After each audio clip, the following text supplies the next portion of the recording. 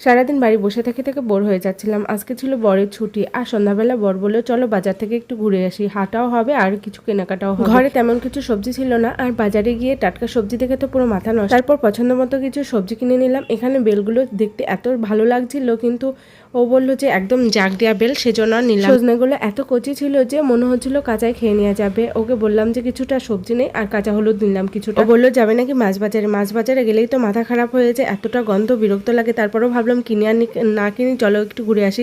মাছ দেখে পুরো মাথা খারাপ। তারপরে একটা ইলিশ মাছ নিলাম। কচু শাক দিয়ে ইলিশ মাছ খেতে ভীষণ ইচ্ছা করেছে অনেকদিন। সন্ধ্যাবেলা করে কিছু একটু খেতে ইচ্ছা করে, সেই জন্য একটা ব্রেড নিয়ে নিলাম, যে সকালেও হয়ে যাবে সন্ধ্যাবেলাও হয়ে যাবে।